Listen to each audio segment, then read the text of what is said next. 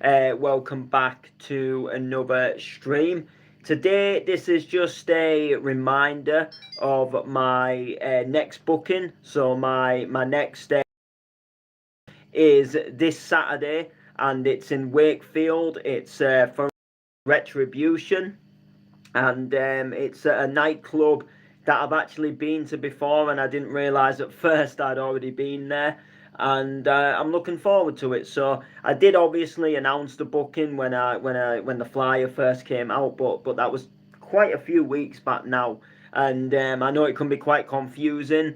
To keep track of, like, where am I playing next. So if I do announce bookings, and they're like quite far on in the distance, if I announce them, and the bookings out for maybe a couple of months or something like that, or even longer, then I will do like little update streams like nearer the time, just to remind people of that booking, because it can get quite tricky as well, and if there's quite a few things that happen before then as well, it's always one of them things.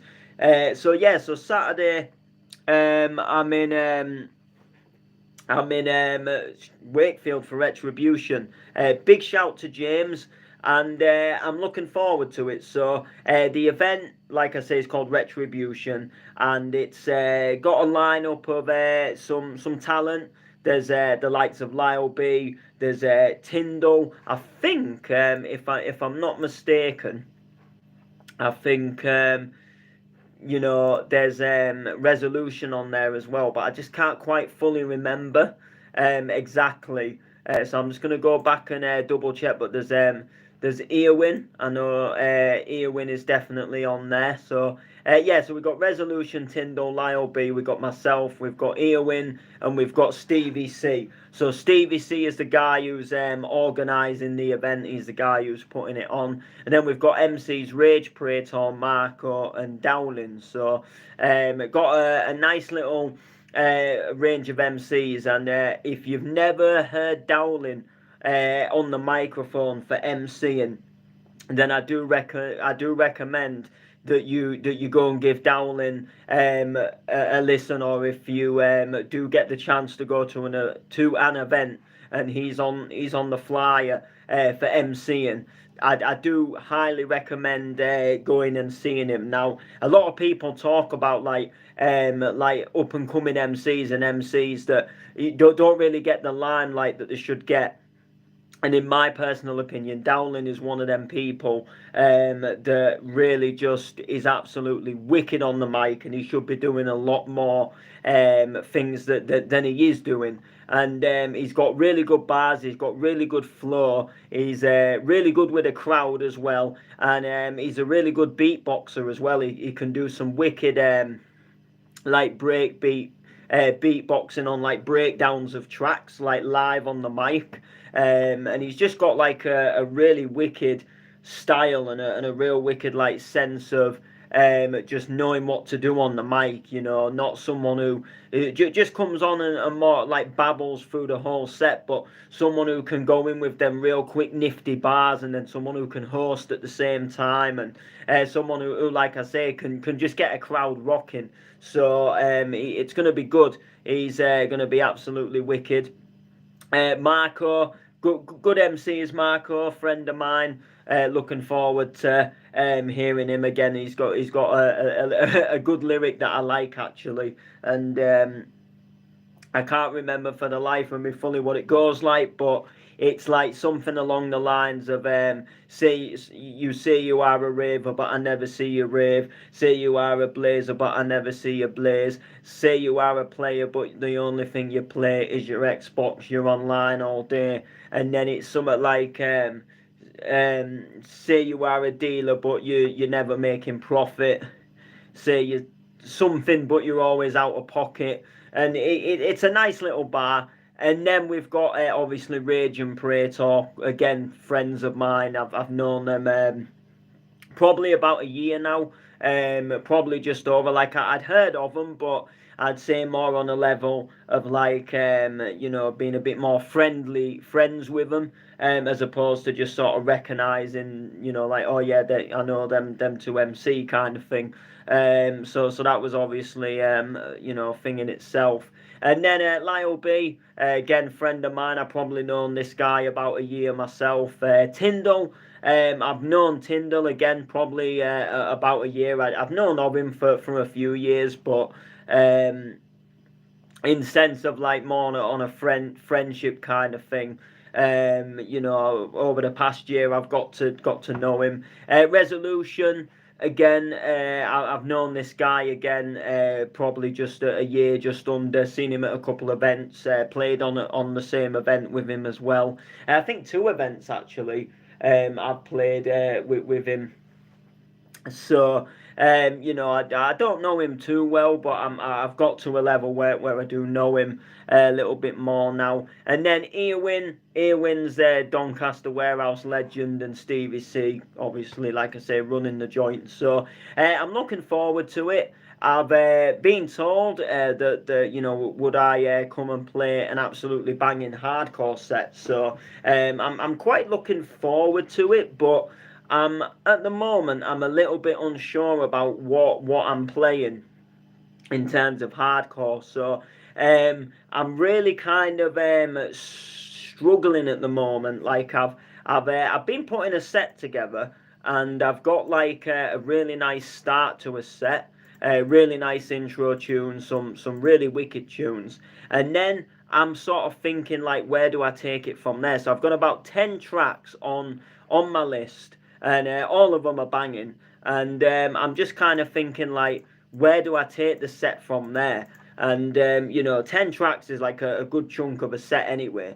But I'm thinking, do I keep it sort of like UK hardcore, or do I go into like like some of the newer stuff like Spyro, and some of the I go into like some Alex Prospect and stuff on some of my other sets, and some of them come in with like rolling bass lines, and some of them come in with a little bit more heavier drops, like more like harder pounding, like drops, like on the 170 label is a good example of tunes that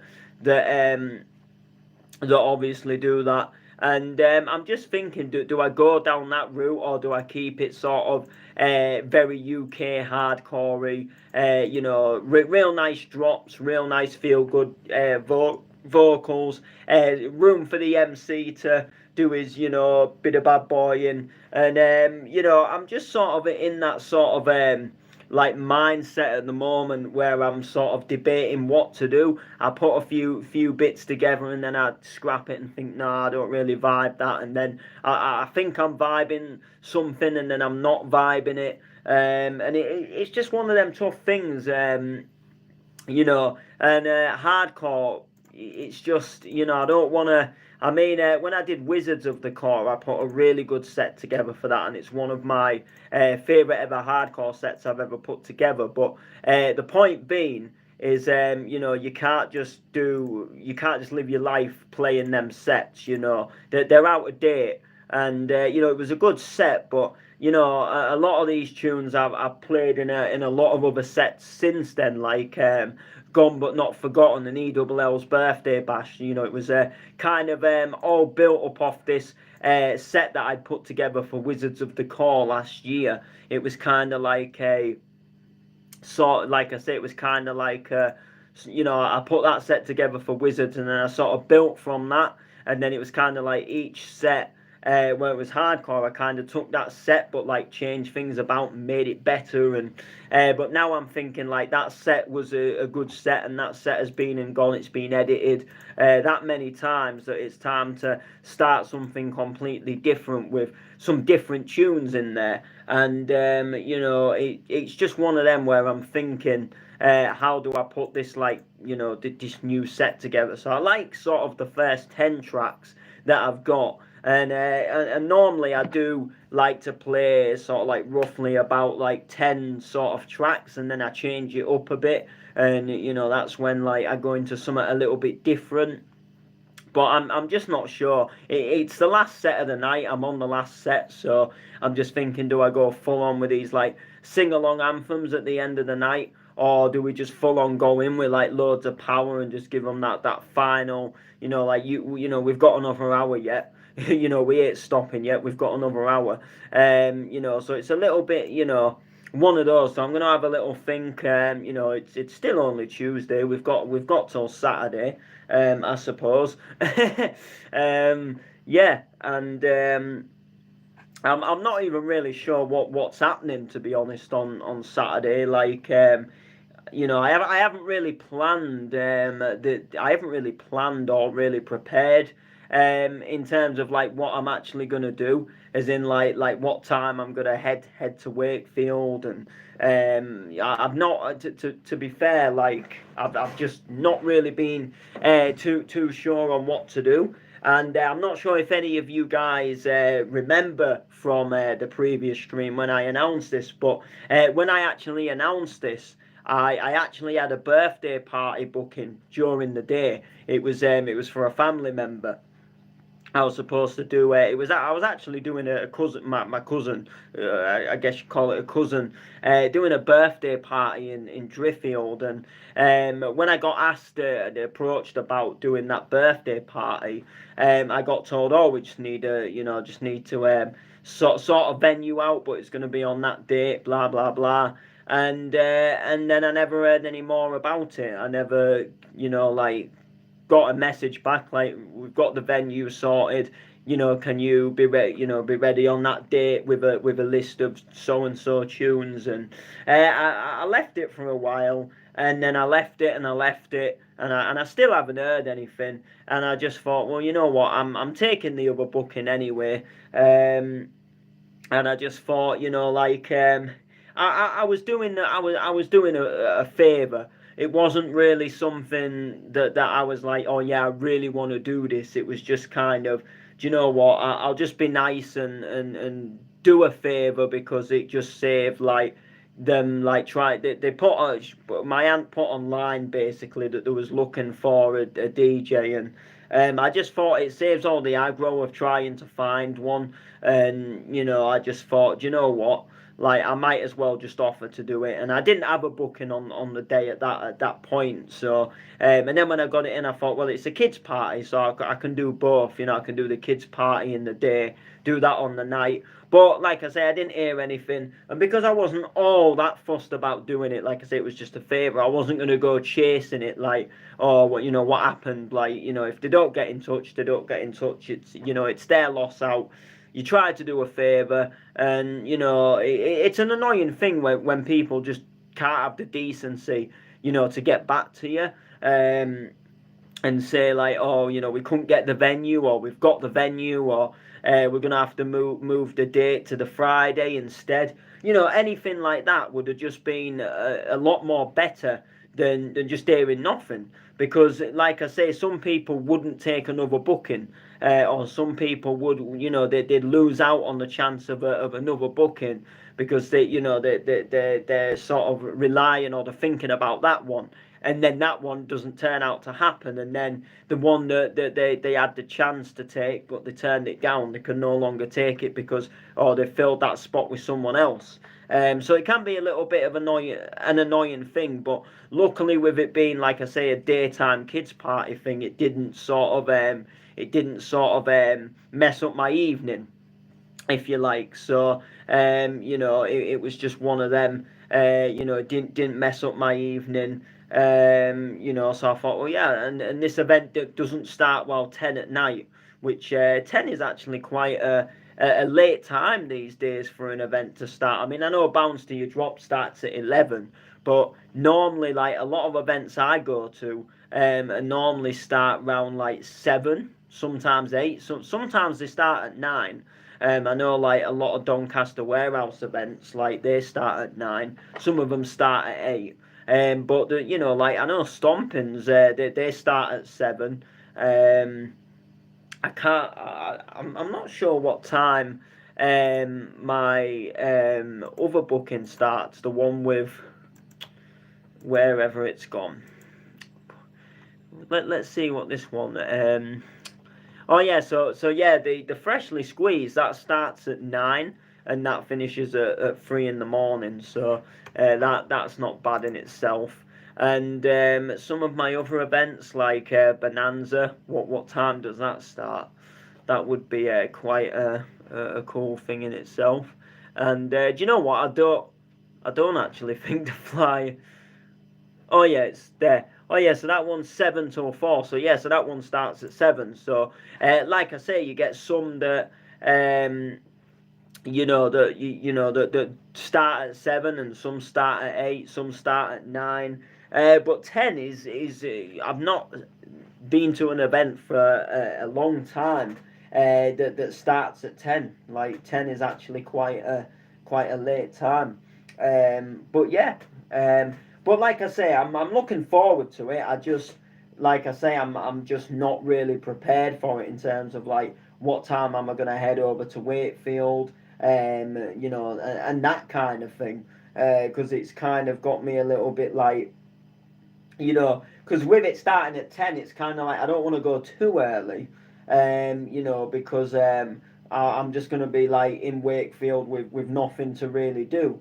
But at the same time, I don't want to go too late because like one thing I hate on a day when I've got a booking is like being sat at home all day. Like I get too sort of like I don't know if it's something that's wrong with me, but like when I'm excited about like something that's happening, or I'm like going somewhere later on, like I'm very hyped for it, especially when I'm gigging because it's exciting. I'm going behind the decks in a nightclub, which I love doing, and I'm kind of like sort of like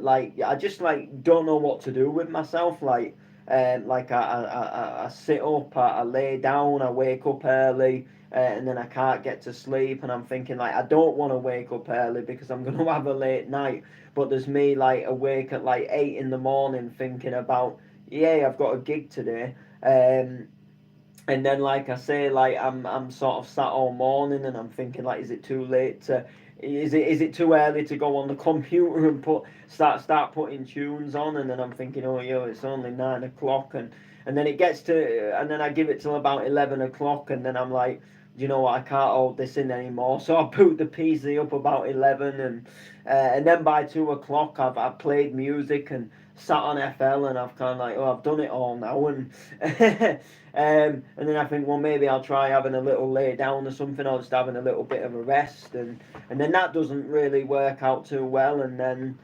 I just sort of think, oh, I just so wish I was on the road now, heading there, or on the train tracks, like. But obviously, like I say, with it starting at 10, you don't want to be there like late afternoon and sort of stuck there for a good 6-7 hours or something before the gig even starts. So knowing me, I'll probably set off around about 7 or something, which will by the time I get to Wakefield, it'll probably be like an hour or so, and then I can just get off at Wakefield, maybe go and have a little bit of scran or something just to sort of like pass the time, and then sort of head to the event for when it starts. And I'll go to the event when it starts because I haven't really got anything else to do. Sometimes when you're on like a last set, you don't always want to be stuck there from the beginning, but it doesn't bother me. Like I don't mind personally. I'm one of these people, like I enjoy events, so I like some people are like, oh, I don't want to go when it's just starting and it's empty, but like I'm kind of like one of those where like, well, I enjoy raves, like I go for the events, and I hate sort of like I would never, unless I had to, I wouldn't like to like go to an event, play my set, and then leave. um and people that do that, like I understand, like headliners do it, like if they've got to go on and then play somewhere else, or I can understand sort of like in a sense, like headliners that have like DJ'd for years, and now it's maybe not as exciting for them as it was. Like they still enjoy it, but they just know at the end of the day it's going to give them a pay packet. Then I suppose, yeah, do your set and then get home and get tucked back up in bed. But for me, I don't like just going and doing a set and then like leaving. And I do strongly believe like up and comers and young people that do that, where they'll like play a set and then they'll just go home. I believe they haven't got a real passion for music, because I know one person who does quite well on socials for like streaming and has like big numbers, and she gets booked at events, and she's sort of like given up like drink and drugs and stuff like that, and she doesn't stay at events because she's like it's not as fun when you can't get wrecked. And I'm thinking, well, that right there just shows that you haven't got a passion for music, because like, if you only can enjoy a rave when you're under the influence of like a drug, or when you're under the influence of alcohol, that means that you've got to take something to make yourself enjoy something. So if you've got to take something to make yourself enjoy, whatever you're doing, that shows right there that you don't enjoy it, like, because you're having to do something to make yourself enjoy it.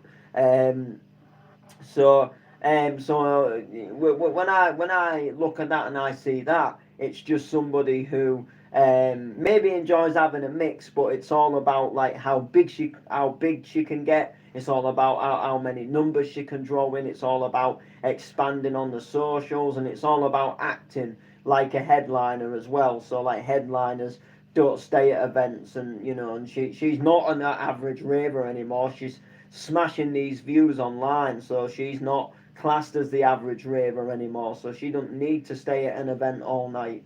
Can go home like the headliner wannabe that she is, let's say. But me, I don't like it. I like being at the event. I like enjoying the music. I like socialising with people. I like having a good time. I like being there with my friends, especially, like the one on Saturday. There's, I know practically everybody on the lineup, and it's like just going and reuniting with your friends and having a good time and enjoying yourself. And this is the thing that this is the thing that obviously happens. Everything obviously that happens, it's like, it's just good vibes. And I couldn't think of like just walking into a nightclub and spending like only an hour there or something, and then coming home, or like, to me it just wouldn't feel like, like it would be enjoyable.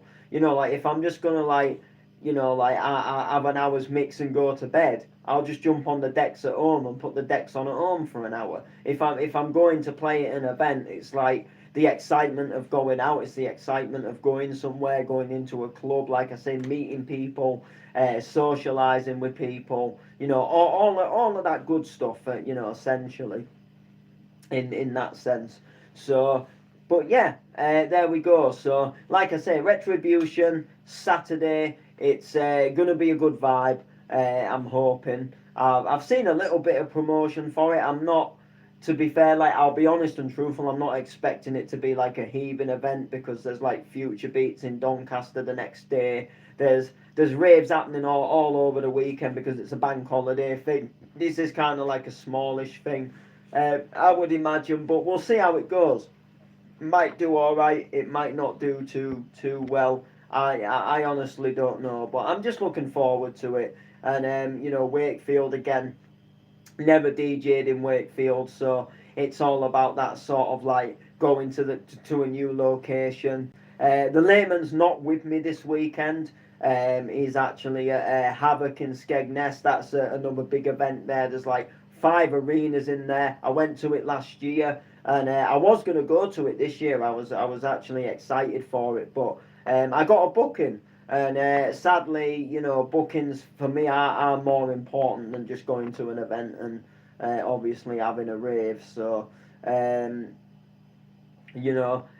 just going to be one of them things. But anyway, make sure to like, make sure to comment, make sure to share. I've got work tomorrow, so I'm gonna shoot off this. and it's all exciting actually at work. I'll just give you a quick little update. So I don't know if I've streamed about this in the past. I think I might have possibly streamed about this on YouTube, but cut the story short. A couple of months back, myself and my work partner Cameo Brooks, we went to look round the studio with the idea of opening the studio back up and giving free studio time to people like up and comers who want to get that experience of being in a studio, and up and comers who essentially can't afford to pay for like studio time. And it's essentially just to help sort of like get the youths in there and give the youths like somewhere to come and get into a recording studio. So we went and looked around, and the people that had the studio at the youth centre, they were like really yeah, looking forward and sort of like keen to open the studio up kind of thing. And so they agreed obviously that we could open it up, and then a couple of weeks ago we actually went back to the studio, and it had all been like tidied up, and it had all sort of like sort of got ready for us to, in a way, to start using it. And then we ran into some small issues where the internet was absolutely appalling in there. The iMacs, they essentially wanted updating, so like you know, they haven't been updated for a long time because they've not been turned on properly for a few years, and the internet just wouldn't allow them to sort of like open and, you know, do the installs,